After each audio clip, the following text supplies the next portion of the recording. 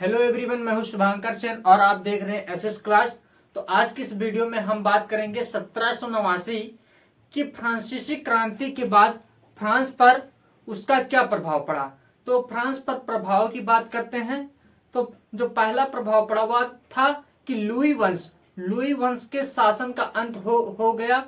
वहां पे फ्रांस में लुई वंश के शासन का अंत हो गया और उनके स्थान पर लुई वंश शासन के स्थान पर लोकतांत्रिक शासन की स्थापना हुई।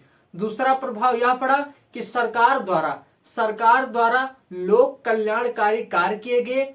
सरकार द्वारा लोक कल्याणकारी कार्य किए गए, जैसे कि सड़कों, पुलों और नहरों, अस्पतालों, बांधों, स्कूलों आदि का निर्माण कराया गया। और तीसरा प्रभाव यह पड़ा कि वहां पे समानता और स्वतंत्रता से भरे हुए नए समाज की नींव रखी गई। और चौथा प्रभाव यह था कि न्याय व्यवस्था, जो फ्रांस की न्याय व्यवस्था थी, फ्रांस की न्याय व्यवस्था का पुनर्गठन करके देश के लिए नवीन कानून संहिता लागू किया गया। और पांचवा प्रभाव यह पड़ा कि जो प्रभुसत्ता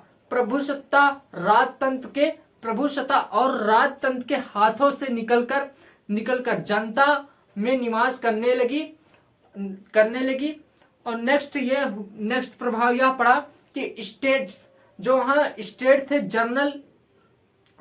स्टेट जर्नल के स्थान पर, जो जनरल स्टेट था उसके स्थान पर क्या हुआ, उसके स्थान पर सक्रिय नागरिकों द्वारा चुनी गई नेशनल असेंबली का गठन किया गया। और नेक्स्ट प्रभाव यह हुआ कि फ्रांस, इसके बाद स्टेट जनरल के बाद जो प्रभाव पड़ा हुआ था कि फ्रेंच भाषा जो थी वहां की राष्ट्रभाषा हुई। और फ्रेंच को राष्ट्रभाषा और फ्रेंच तिरंगे, जो वहां फ्रेंच तिरंगा था, उसको राष्ट्रीय ध्वज घोषित किया गया।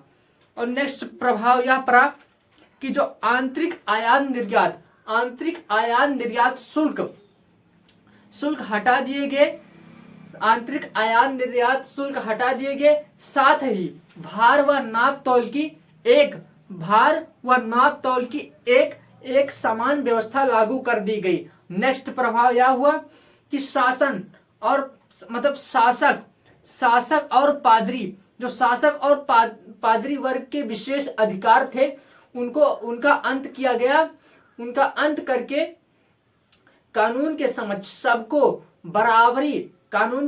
सबको बराबर माना गया। और संपत्ति के आधार मतलब जो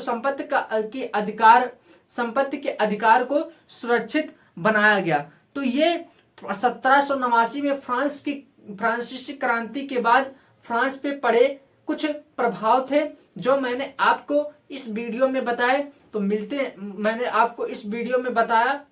मिलते हैं अगली वीडियो के साथ।